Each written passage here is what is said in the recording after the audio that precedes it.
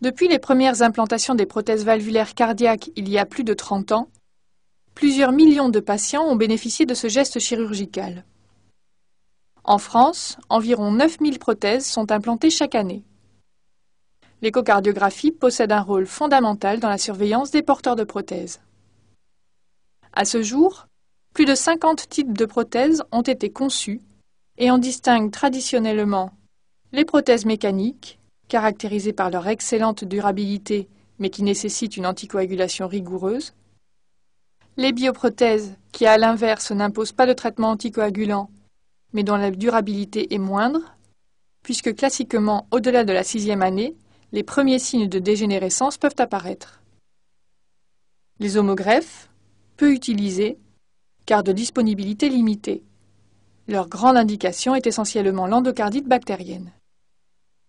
Rappelons que parallèlement aux progrès réalisés dans le domaine de ces prothèses, des progrès considérables ont été faits en ce qui concerne la chirurgie réparatrice des valvules natives, et en particulier de la mitrale, si bien que de nos jours, les indications de prothèse mitrale ne représentent que 40% des patients environ. Les prothèses mécaniques sont de 3 types. Valve à bille, dont le chef de file est la valve de Starr, caractérisée par une bille centrale au sein d'une cage métallique. Cette prothèse encombrante génère un flux latéral de part et d'autre de la bille. Valve à disque basculant, dont la plus répandue est la valve de Bjork-Schillet. Le disque s'ouvre à 60 degrés, voire 90 degrés, entre deux arceaux de faible encombrement. Le flux est légèrement latéralisé. Valve à ailette. Il s'agit de valves plus récentes, dont le chef de file est la prothèse Saint-Jude médicale, qui présente 2 ailettes semi-circulaires centrales, qui s'ouvrent à 90 degrés, délimitant 3 orifices et permettant un flux axial. Ces prothèses de dernière génération sont dotées du meilleur profil hémodynamique. Par ailleurs, leur encombrement est minimal. Rappelons que le numéro de la prothèse correspond au diamètre externe de la prothèse. Ainsi, une prothèse Saint-Jude aortique numéro 19 possède un calibre interne de 14,7 mm, soit une surface effective de seulement 1,6 cm². Afin de limiter les complications inhérentes aux valves mécaniques, ont été développées des valves totalement biologiques. Ces bioprothèses sont de 2 types. Les valves stentées sont les plus anciennes et en général de type hétérogreffe porcine, montées sur un anneau et 3 picots, et dont le chef de file sont les valves de Carpentier-Edwards et la valve de Hancock. On trouve également des valves stentées en péricarde, dont le principe de montage est le même.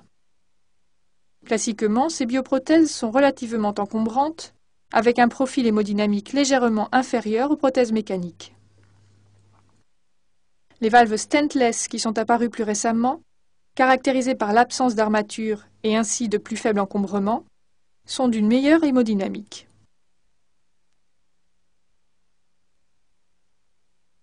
La surveillance d'un patient porteur de prothèse valvulaire passe par une éducation concernant les règles hygiéno-diététiques, la prophylaxie de l'endocardite, le contrôle du traitement anticoagulant, le cas échéant.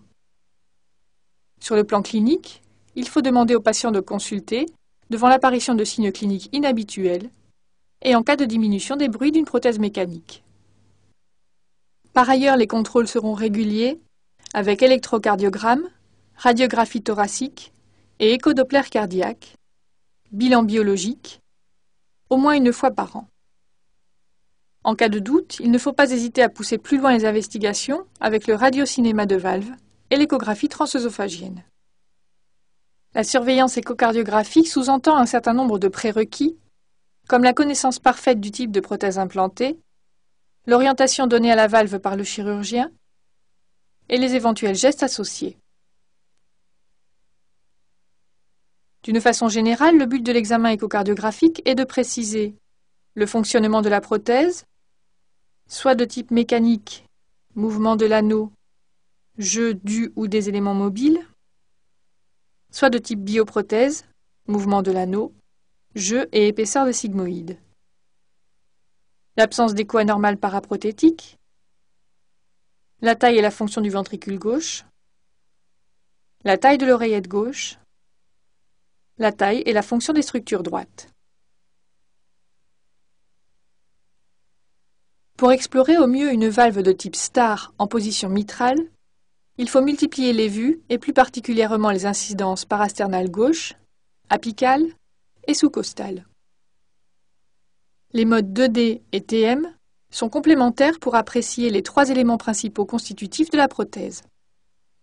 L'anneau, qui apparaît comme un écho dense et épais, postérieur, animé de légers mouvements antéro-postérieurs systolo-diastoliques de faible amplitude. Le sommet de la cage, visualisé sous forme d'un écho fin, dans la chambre de remplissage ventriculaire, animé également de légers mouvements antéro-postérieurs systolo-diastoliques. La bille, quant à elle, génère deux échos distincts, l'un qui oscille entre l'anneau et le sommet de la cage, le second qui apparaît en arrière de l'anneau au sein de l'oreillette gauche, car les ultrasons sont ralentis dans la bille. L'échographe interprète donc l'écho postérieur comme provenant d'une profondeur plus grande. Le sommet et le fond de la bille ont un mouvement de va-et-vient systolo-diastolique parallèle. En protodiastole, le sommet de la bille se rapproche du sommet de la cage à grande vitesse. Il existe classiquement un petit ressaut protodiastolique, mieux visualisé en TM, lié au rebond de la bille lorsque celle-ci vient buter au fond de la cage. En diastole, la bille reste en position d'ouverture et donne en TM un trait parallèle à celui du sommet de la cage. En protosystole, le sommet de la bille est animé d'un mouvement postérieur brusque, puis le tracé est rectiligne, légèrement ascendant pendant la systole ventriculaire. Au total, le tracé d'une valve à bille en TM est un tracé constitué de 4 traits continus. Il est à noter, comme pour toute prothèse, que l'anneau réfléchit les ultrasons et crée un cône d'ombre au niveau des structures postérieures.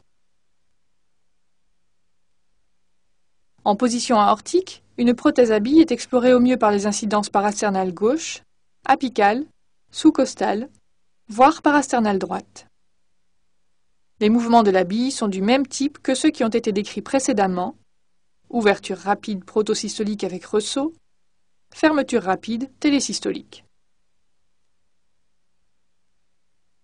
Les prothèses à disque basculant de type Bjork, en position mitrale, sont analysées préférentiellement par les incidences parasternale gauche, apicale et sous-costale.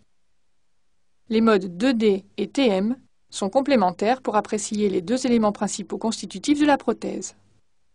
L'anneau, écho dense et épais postérieur animé de mouvements systolo-diastoliques antéro-postérieurs de faible amplitude. Le disque, écho fin, qui surgit brusquement de l'anneau en protodiastole. Le TM objective l'ouverture très rapide du disque, à angle droit par rapport à l'anneau, puis le disque dessine un aspect en créneau avec pente EF rectiligne, légèrement descendante. En cas de diastole très longue, on peut observer une tendance à la fermeture mésodiastolique. La fermeture du disque dessine un trait quasi vertical de grande vitesse.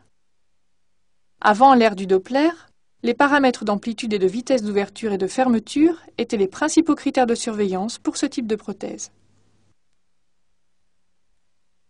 En position aortique, les incidences d'exploration pour les prothèses de type Bjork sont la parasternale gauche, l'apicale, la sous-costale et la parasternale droite. Ici encore, les modes 2D et TM sont complémentaires et permettent d'analyser l'anneau qui est peu ou pas mobile et le disque qui s'ouvre en protosystole, se ferme en télésystole, en dessinant en TM un trait quasi vertical. L'analyse optimale du jeu d'une valve à ailette de type Saint-Jude en position mitrale nécessite la connaissance de l'orientation donnée à la valve par le chirurgien. Position anatomique, avec une valve septale et une valve postérieure, ou position dite anti-anatomique, avec une valve interne et une valve externe. Cette dernière position est généralement préférée par le chirurgien, car permettant un jeu parfaitement symétrique des deux ailettes, aussi bien en diastole qu'en systole. Il est possible d'observer en position anti-anatomique une refermeture mésodiastolique partielle de l'ailette postérieure, favorisée par les diastoles longues. Ici encore, les modes 2D et TM sont complémentaires pour l'analyse des deux éléments constitutifs de la valve que sont l'anneau et les ailettes. Les incidences parasternales gauche, apicales et sous-costales sont utilisées de préférence pour leur analyse. L'anneau apparaît comme un écho dense et épais postérieur, animé de légers mouvements systolo-diastoliques. Les deux ailettes s'ouvrent brusquement en protodiastole en dessinant en TM deux traits quasi verticaux qui se rapprochent l'un de l'autre. Pendant le reste de la diastole, les deux ailettes ouvertes dessinent deux échos fins, centraux, linéaires. En cas de diastole longue, on peut noter des oscillations voire une fermeture partielle d'une ou des ailettes. En protosystole, les ailettes s'écartent l'une de l'autre en dessinant à nouveau deux échos fins, quasi verticaux, divergents. Avant l'ère de l'écho-Doppler, on s'attachait à mesurer l'écart inter-ailette en diastole, critère de bon fonctionnement. À noter l'importance de l'analyse du jeu des ailettes en incidence parasternale petit axe dans le plan de l'anneau, où les ailettes bougent comme un papillon. L'analyse précise du jeu des ailettes est souvent difficile, car il s'agit d'une prothèse de faible encombrement, dite bas profil, dont les ailettes dépassent à peine le plan de l'anneau en position d'ouverture. Enfin, une prothèse en position anatomique sera mieux vue en parasternale gauche grand axe, et une prothèse en position anti-anatomique sera mieux étudiée par voie sous-costale. Au total, le tracé d'une valve Saint-Jude mitrale dessine en systole un aspect en boîte et en diastole deux traits fins parallèles surplombant le trait épais de l'anneau. Une prothèse de type Saint-Jude en position aortique peut être étudiée par voie parasternale gauche, apicale, sous-costale ou parasternale droite. Ici encore, compte tenu du faible encombrement de la prothèse, l'analyse fine du jeu des deux ailettes est souvent impossible. En protosystole, on observe un mouvement rapide d'ouverture se traduisant en TM par un trait quasi vertical, auquel correspond un trait parallèle en télésystole. L'analyse d'une bioprothèse en position mitrale s'effectue par voie parasternale grand axe, petit axe, apicale, voire sous-costale. Les modes 2D et TM sont complémentaires pour étudier les trois éléments constitutifs, l'anneau, les picots et les sigmoïdes. L'anneau apparaît comme un écho dense, épais, postérieur, animé de légers mouvements systolo-diastoliques antéro-postérieurs. Les picots sont au nombre de 3. Ils sont mieux vus en parasternal petit axe. Ils apparaissent comme des échos linéaires denses, protubérants, perpendiculaires au plan de l'anneau. L'encombrement de certaines bioprothèses fait qu'au moins l'un des picots fait protrusion dans la chambre de chasse du ventricule gauche, dirigée vers le septum. Les sigmoïdes sont souvent difficilement analysables. Elles apparaissent sous forme d'échos fins entre les picots, animés de mouvements systolo-diastoliques. Typiquement, l'aspect réalisé est celui d'une boîte rectangulaire en diastole. On appréciera également la texture des sigmoïdes, qui est normalement fine. Une bioprothèse stentée en position aortique peut être explorée par voie parasternale grand axe ou apicale. On étudiera particulièrement le jeu et la texture des 3 sigmoïdes. Les bioprothèses stentless ne sont utilisées qu'en position aortique. Leur aspect échographique varie selon les modalités d'implantation. Compte tenu du risque très élevé de thrombose d'une prothèse mécanique en position tricuspide, il est recommandé d'utiliser une bioprothèse sur ce site. Une bioprothèse tricuspidienne sera au mieux analysée en incidence apicale des 4 cavités. Comme pour la prothèse mitrale, on étudiera l'anneau, les picots et les sigmoïdes. De nos jours, l'exploration Doppler est incontournable en association avec l'échocardiographie. Il y a complémentarité du Doppler dans ses différentes modalités, couleur, continue et pulsée. Le Doppler permet d'étudier les flux transprothétiques antérogrades et éventuellement rétrogrades, ainsi bien sûr que le retentissement droit de la cardiopathie. Enfin, il possède l'avantage de donner des paramètres quantitatifs fiables de surveillance de prothèse qui seront consignés sur la carte d'identité et de surveillance de la prothèse. Soulignons que chaque type de prothèse possède des particularités hémodynamiques propres. Toute prothèse est légèrement sténosante, et ceci d'autant plus qu'elle est de petit calibre. Une valve à billes est caractérisée par des flux latéraux. Il existe des zones de turbulence, ou à l'inverse des flux à faible vitesse qui peuvent favoriser les caillots au sommet de la cage, et des flux turbulents périprothétiques. Une valve à disque basculant donne deux couloirs, dont un couloir préférentiel légèrement oblique. Il existe des zones de turbulence latérale et au voisinage des pivots. Une valve à deux ailettes donne trois flux axiaux, l'un central plus étroit et deux latéraux. Il peut exister quelques turbulences périphériques et au voisinage des pivots, mais il s'agit cependant des meilleures prothèses sur un plan hémodynamique.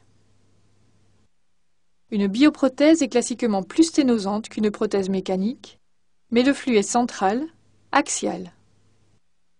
Les prothèses stentless présentent un meilleur profil hémodynamique que les prothèses stentées. Enfin, rappelons que les prothèses à disque et à deux ailettes présentent des fuites physiologiques dites de lavage, intraprothétiques situées à la périphérie du disque pour les valves à disque, à la périphérie des ailettes et au centre, entre les deux ailettes, pour les valves à ailettes. Les prothèses à billes ne présentent pas de fuite de lavage, mais lors de la fermeture, un petit volume de sang est refoulé par la bille. Enfin, les bioprothèses, classiquement, sont parfaitement continentes.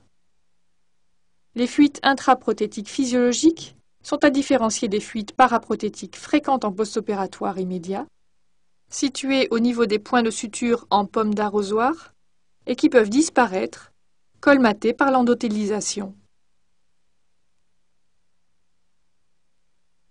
Pour une prothèse en position mitrale, l'analyse du flux antérograde par Doppler pulsé ou continu s'effectue par incidence apicale, l'alignement optimal pouvant être guidé par le Doppler couleur. Il est conseillé de moyenner au moins 3 cycles en rythme sinusal, 5 cycles en fibrillation auriculaire. À partir du flux transmitral, sont calculés la vitesse et le gradient maximal protodiastolique, le gradient moyen et le temps de demi-pression, ou PHT. Le calcul de la surface mitrale, fonctionnelle, s'effectue en complémentarité de la mesure du gradient, soit par la formule de Hattel, mais qui n'a pas été validée au niveau des prothèses et ne donne pas de valeur fiable de surface valvulaire fonctionnelle. Cependant, pour un individu donné, elle peut représenter un paramètre de référence. Par la formule de l'équation de continuité, surface mitrale est égale à la surface aortique multipliée par l'ITV aortique, le tout rapporté à l'ITV mitral.